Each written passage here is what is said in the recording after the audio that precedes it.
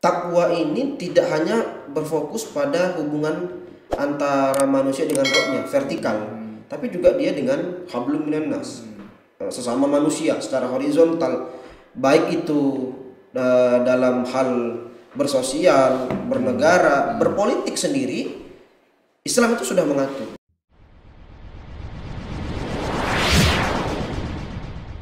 Bismillahirrahmanirrahim. Assalamualaikum warahmatullahi wabarakatuh. Waalaikumsalam warahmatullahi wabarakatuh. Alhamdulillah rabbil alamin wassalatu wassalamu ala asyrafil anbiya'i wal mursalin wa ala alihi washabihi ajma'in. Ba'du. Allah Subhanahu wa taala berfirman, ya ayyuhalladzina amanu ittaqullaha haqqa tuqatih wa la tamutunna illa wa antum muslimun. Pada kesempatan hari ini alhamdulillah saya kehadiran seorang ustadz muda energik, Ustadz Fikri Khumaini SPDI. Pada kesempatan ini kita akan berbagi bersama yakni kajian takwa. Ya, kajian takwa ini kajian yang sangat bagus. Kita sebagai hamba Allah, memang tujuan hidup kita memang untuk menjadi insan yang bertakwa. Karena tujuan akhir kita menjadi orang bertakwa, Allah beri hadiah kepada kita di surga Jannatun Na'im. Baik, seluruh teman-teman yang berada di mana saja dalam channel ini, kita selalu senantiasa tetap komitmen berbagi yakni berbagi manfaat sesama kita, tentu dalam kajian-kajian Islam. Langsung saja kita sapa Ustadz Fikri Khumaini SPDI. Assalamualaikum Ustadz. Waalaikumsalam warahmatullahi wabarakatuh. Ustaz. Apa kabar Ustadz? Alhamdulillah sehat. Ya, sehat. Sehat. Ustadz ini saya lihat energik terus ya. Ya, ini saya lihat beberapa, saya tertarik ya lihat Ustadz kajian Ustadz ya. Mungkin Ustadz hari ini akan membahas tentang kajian takwa. Takwa iman dan takwa ya. Iman dan takwa. Baik Ustadz, saya tadi ada mengutip ayat ya ayyuhalladzina amanu ittaqullaha haqqa tuqatih wa la tamutunna illa wa antum muslimun. Memang dituntut kita menjadi orang yang bertakwa. Sampai kita sebelum mati kita harus menjadi orang yang bertakwa ya. Sebelum kita bercerita-cerita tentang takwa, berbagi ilmu, kita kenalan dulu ya Ustadz ya. Mungkin para jamaah kepingin kenal sama Ustadz Fikri Khumaini ya, SPDI ya. Fikri Khumaini SPDI. Apa kegiatan sekarang Ustadz? Untuk saat ini sebagai pengajar lah. Pengajar ya. Ya, guru tahfiz. Guru tahfiz. Ya, guru ngaji. Kemudian ngajar juga di beberapa sekolah lah. Paling gitulah ya. Sambil juga menyelami dunia dakwah. Jadi balik kita hari ini kita akan mengkaji tema tentang takwa. Takwa ya. Begitu besarkah makna takwa itu, artinya yang harus kita raih di dalam diri kita? Bagaimana menurut Ustaz takwa ini, bagaimana agar manusia bisa bertakwa kepada Allah Subhanahu wa taala? Iya.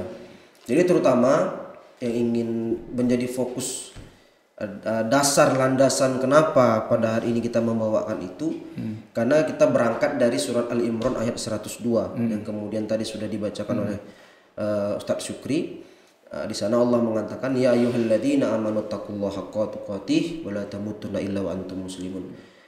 Dari ayat ini saja kita sudah bisa melihat bahwa memang ketakwaan itu amat penting bagi orang-orang yang sudah menyatakan keimanannya di hadapan Allah Subhanahu wa taala beserta Rasulnya. Mengapa demikian? Sebab di ayat ini saja mengandung panggilan kepada mereka-mereka yang beriman. Ya ayyuhalladzina amanu ittaqullah. Jadi di sana Allah berikan perintah kepada orang-orang yang beriman, hei orang-orang yang beriman, kalau engkau sudah beriman kepada Allah dan Rasulnya, maka selanjutnya dengan keimananmu itu engkau bertakwa. Tapi Allah ingatkan haqqa tuqatih, dengan sebenar-benar takwa, dan wala tamutunna illa wa antum muslimun, dan jangan sampai engkau mati dalam keadaan tidak beriman, tidak Islam, kan begitu. Nah, maka begitu penting. Bahkan di Al-Qur'an sendiri pun ada sekitar 200 lebih ayat yang menceritakan tentang ketakwaan. Ini betapa penting, sebab antara keimanan dan ketakwaan ini tidak dapat dipisahkan. Orang yang beriman sudah pasti dia harus bertakwa kepada Allah Subhanahu wa taala. Sebagaimana juga kalau kita lihat orang yang tidak bertakwa ketika dia beriman tapi dia tidak bertakwa, ya tidak ada unsur takut kepada Allah Subhanahu wa taala. Takwa ini takut ya. Dalam takut, secara bahasa ini takwa ini Ya takut. kalau kita tarik dari konsep takwa itu sebenarnya ada beragam macam. Cuman kita ambil definisi umum ya, tentang takwa itu, kalau kita lihat, kalau kita cermati, definisi paling sederhana dari takwa itu adalah melaksanakan apapun saja yang diperintahkan oleh Allah Subhanahu wa taala, yang diridhai oleh Allah Subhanahu wa taala, dan menjauhi bahkan meninggalkan apapun sekecil apapun yang dilarang oleh Allah Subhanahu wa taala, yang menimbulkan ketidakridhaan Allah Subhanahu wa taala. Itu definisi sederhana ya, secara umum dan sederhana. Tapi banyak pendapat ulama, misalkan seperti Buya Hamka dalam kitab tafsirnya Al-Azhar menyebutkan bahwa takwa itu memelihara, berasal dari kata wiqayah yang arti memelihara kan, artinya memelihara hubungan kepada Allah Subhanahu wa taala, memelihara hubungan kepada manusia, dan yang paling penting memelihara diri kita dari perbuatan nista, perbuatan kotor kepada Allah Subhanahu wa taala dan kepada Rasulnya, bahkan kepada umat manusia yang lain. Maka daripada itu sangat penting tentang takwa ini, sehingga orang yang beriman tadi tidak cukup hanya dengan mengatakan saya sudah beriman, saya beragama Islam, kan begitu. Tidak hanya cukup itu saja. Tidak cukup, karena memang dituntut kita untuk ittaqullah, kan gitu kan. Haqqa tuqatih. Kalau engkau pun bertakwa dengan benar-benar takwa. Artinya banyak nih hari ini orang Islam itu dia belum bertakwa. Walaupun dia bertakwa, takwanya itu masih mencela-menceli. Gitu. Artinya tidak benar-benar gitu. Masih banyak juga orang-orang yang mengaku dia beriman, memiliki ilmu, tapi dengan ilmu, dengan keimanannya dia tidak menunjukkan sikap takwa, artinya masih melaksanakan apa yang diperintah, apa yang dilarang oleh Allah Subhanahu wa taala. Sudah mengatakan dia beriman Islam, tapi masih ada juga yang mengerjakan hal-hal yang dilarang, seperti misalkan itu entah berzina, entah mencuri, bahkan juga tidak jarang politisi dari partai Islam pun korupsi. Nah, ini ciri dan contoh kecil gitu yang terjadi pada hari ini gitu. Bagaimana orang yang mengaku beriman, dia tahu ilmu, dia punya kedudukan jabatan, tetapi justru dia malah masih melaksanakan apa yang dilarang oleh Allah. Baik Ustaz, tadi Ustaz cerita tentang banyak ya, tentang maksudnya orang sudah beriman, tapi dia belum melaksanakan takwa itu. Iya. Saya lihat banyak akhlak nih, akhlak terutama ya. Akhlak berarti memang harus dikedepankan akhlak agar dia bisa mencapai takwa itu ya. Ada akhlak, ada ibadah. Menanya tentang akhlak. Iya. Bagaimana akhlak agar berkaitan untuk meningkatkan ketakwaan? Sebenarnya memang ini juga bentuk daripada, kalau kita lihat Rasulullah itu tujuan dia diutus sebagai nabi dan rasul, dia sudah menyatakan katakan innama bu'istu liutammima makarimal akhlak. Artinya apapun yang kita laksanakan dalam kehidupan sehari-hari ini, apapun yang kita kerjakan, apapun perbuatan yang kita lakukan, ujungnya itu sebenarnya kembali pada akhlak tadi. Islam itu agama akhlak, gitu kan? Islam itu agama akhlak. Sehingga orang Islam itu yang pertama kali dilihat itu adalah akhlaknya. Makanya begitu penting akhlak ini. Kenapa? Karena akhlak inilah yang membedakan antara manusia dengan makhluk Allah yang lain. Katakanlah misalkan jin, iblis, dan binatang, tumbuhan, ya, dan yang lainnya gitu, yang tidak nampak di hadapan kita. Sehingga antara takwa dengan akhlak itu sangat penting. Maka tadi saya sebutkan juga bahwa banyak gitu kan orang yang dia sudah mengaku beriman, tapi perbuatannya, di sini perbuatan, akhlak itu kan perbuatan. Baik itu ucapan, kata-kata, tindak tanduk, tingkah laku yang masih mau mengerjakan hal-hal yang dilarang. Dia sudah tahu itu dosa, tapi dia masih mengerjakan.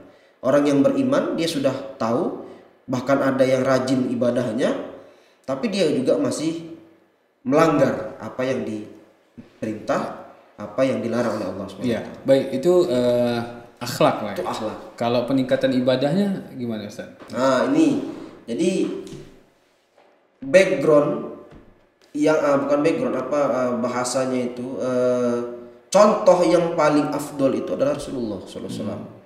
Kenapa Rasul itu sebagai utusan. Nabi utusan dan sebagai Nabi penutup, khatamun Nabi kan gitu kan, Nabi penutup kan, supaya kita mencontoh bagaimana akhlak Nabi itu, ya kan, kita lihat dalam kehidupan sehari-hari, baik dia dalam hal beribadah, dalam hal bernegara sebagai kepala negara, Kemudian dalam hal berkeluarga, Nabi sudah mencontohkan semua.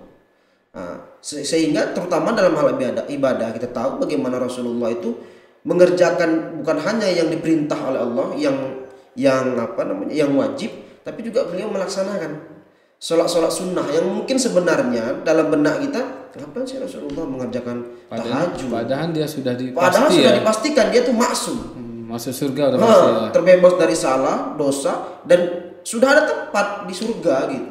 Surga Firdaus itu surga khusus untuk dia gitu kan, untuk Nabi, untuk Rasul sallallahu alaihi wasallam kan gitu. Sehingga ini menunjukkan bahwa memang kita ini harus untuk mencapai takwa itu harus ada bentuk ibadah yang lebih. Mungkin kita ya walaupun tidak harus selevel dengan para nabi, ya paling tidak adalah sunnah yang kita lakukan. Entah itu puasa, entah itu duha, entah itu tahajud, entah itu rawatib, ya silakan apa saja. Tapi dalam arti adalah ibadah yang di luar dari yang wajib. Nah, karena kalau kita ibadah itu sama saja, misalkan ya ibadah seorang pekerja, kalau nggak ada kerja lembur, dia nggak akan dapat gaji tambahan.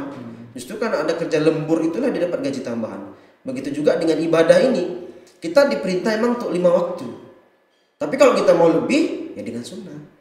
Kalau kita tidak mencapai derajat takwa tadi, ya dengan sunnah. Kalau bahasa kita, mungkin bahasa saya, yang wajib saja pun dikerjakan tuh belum tentu memang sebenar mungkin dilakukan. Iya, itu dia. Masih ada kekurangan mungkin dalam segi kaidah syariat yang dia lakukan itu. Misalnya sholat, belum tentu sholatnya sempurna sekali. Ya. Mungkin menutupi kesempurnaan itu dengan mengerjakan yang sunnah-sunnah. Ya itu. Baik Ustaz, tadi udah melalui kita meningkatkan takwa kan melalui akhlak, melalui ibadah. Secara muamalah, secara dia berinteraksi dengan manusia bisa ya meningkatkan akhlak, bisa meningkatkan takwa tadi ya. Iya, makanya dalam kehidupan sehari-hari memang takwa ini tidak hanya berfokus pada hubungan antara manusia dengan rohnya, vertikal, tapi juga dia dengan hablum minan nas, sesama manusia secara horizontal, baik itu dalam hal bersosial, bernegara, berpolitik sendiri. Islam itu sudah mengatur bagaimana dengan ketakwaan ini orang yang berpolitik, orang yang bersosialisasi dengan masyarakat sekitar bisa menahan dirinya, menjaga, memelihara diri untuk menghindarkan diri kita tadi dari perbuatan-perbuatan yang tidak diridhai oleh Allah Subhanahu wa taala. Maka daripada itu, kalau kita hendak menjadi orang yang bertakwa melalui dalam segala aspek, inilah yang harus kita pahami memang. Bahwasanya tidak hanya cukup dengan beribadah, tapi juga harus memperbaiki hubungan kita terhadap sesama manusia. Kemudian dalam hal-hal lain, misalkan dalam hal mencari rezeki, itu termasuk dalam hal muamalah. Seorang pedagang dia melakukan jual beli, bagaimana dengan jual beli itu dia bisa mencapai derajat takwa, ya, tidak mengurangi timbangan, tidak menipu dengan menjual barang yang tidak bagus, dan lain sebagainya. Jadi konsep takwa itu sendiri tidak hanya untuk berfokus pada bagaimana seseorang itu bisa beribadah dengan baik kepada Allah dan kepada Rasulullah sendiri gitu kan. Tapi juga bagaimana dari nilai-nilai ketakwaan itu sendiri muncul akhlak yang baik kepada Allah Subhanahu wa taala, kepada baginda Rasul melalui menjalankan sunnah-sunnahnya, maupun melalui juga akhlak terhadap sesama manusia. Baik itu kepada saudara kita yang sesama muslim maupun kepada saudara kita yang non muslim. Baik Ustaz, udah oke. Secara akhlak sudah, ibadah, muamalah.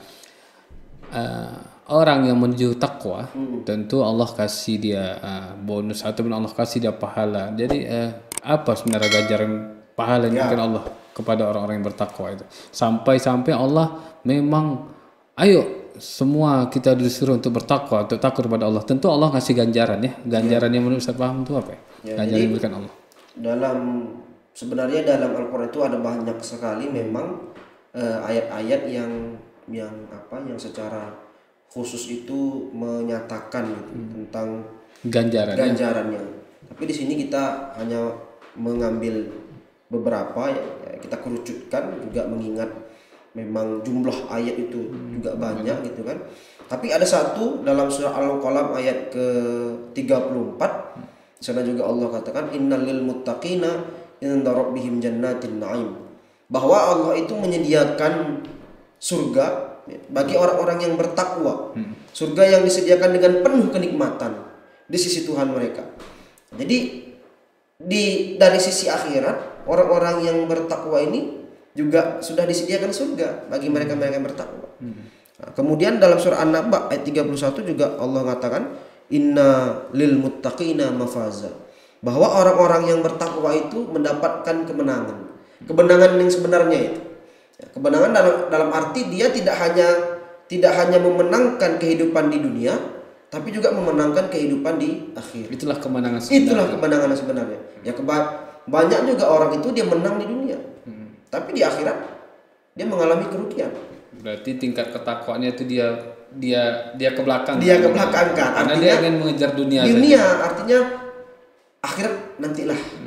Karena yang nyata saat ini dunia. Gitu. Nah itu makanya kebanyakan umat Islam hari ini mereka terlena dengan kehidupan dunia, tanpa menghiraukan tentang akhiratnya.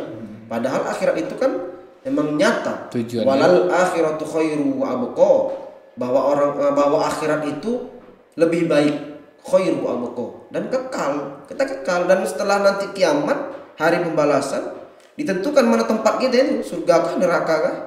Dan tidak ada lagi kehidupan setelah itu, ya itulah dia kehidupan yang kekal kan gitu. Walal akhiratu khairul laka minal ula kan gitu, bahwa akhir itu lebih baik daripada awal. Nah, jadi akhir hidup kita itulah yang terbaik. Makanya Allah itu melihat bukan prosesnya saja, ya kan, proses perjalanan untuk menuju akhir, tapi akhirnya inilah penentu nanti.